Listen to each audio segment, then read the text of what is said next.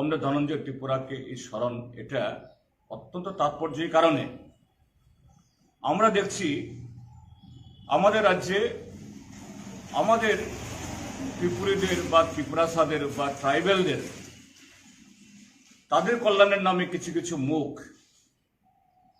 নতুন কিছু সংগঠন তৈরি হয়েছে। থানসান নামে, চুং ত্রিপ্রাসান নামে, ত্রিপ্রাসা, কিন্তু তাদের এই ককবরক ভাষার স্বীকৃতির বা ষষ্ঠ তপশিল গঠন হওয়ার, এই রাজ্যের ট্রাইবেলদের জমি যে বেআইনিভাবে হস্তান্তর হতে হয়েছিল এগুলি পুনরুদ্ধার করার এই ক্ষেত্রে তাদের কোনো যোগদান নেই। বরঞ্চ বামপন্থী সরকার তৈরি হবার পর যখন ককবরক ভাষা স্কুল হয়েছে, পাহাড়ে স্কুল গেছে, রাস্তা গেছে, জল গেছে, বিদ্যুৎ গেছে, কলেজ ITI স্থাপিত হয়েছে, নতুন করে ব্লক প্রশাসন জনগণের দুয়ারে গেছে, কিভাবে এটাকে রুখে দেওয়া যায় সেই ATPLU, TNB, NLFT, tiger force, শত শত আরো ধনঞ্জয় শহীদের মৃত্যুবরণ করেছেন।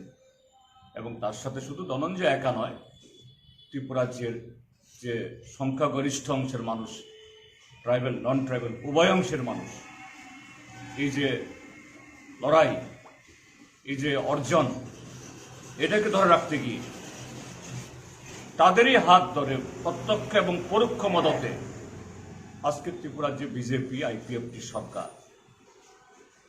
কেউ বলছেন ভিশন ডকুমেন্ট, কেউ বলছেন ত্রিপুরাল্যান্ড, কেউ বলছেন ট্রাইবেলদের জন্য অনেক কিছু জেনে নেবেন।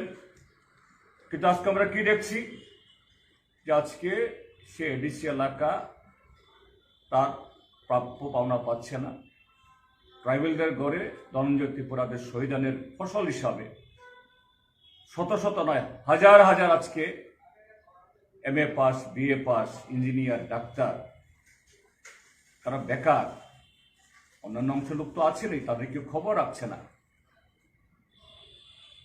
তো সেই জায়গাতে ধনঞ্জয় ত্রিপুরাকে আমাদের স্মরণ করতে হবে। তাকে আমরা স্মরণ করি যে নতুন করে এই যে অমাবস্যার অন্ধকার এই ত্রিপুরাজ্যের উপরে প্রসারিত হয়েছে, এটাকে উন্মোচিত করে কমরেড ধনঞ্জয় যে ধরনের ত্রিপুরাজ্য, যে ধরনের ত্রিপুরী সমাজ ককবরককে যে জায়গায় পৌঁছানোর জন্য তিনি অঙ্গীকার করে গেছেন, জীবন দিয়ে গেছেন, আমরা তার জন্য আজকে তার শহীদান দিবসে শপথ গ্রহণ করি।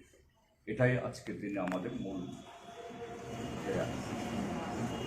দৃশ্য।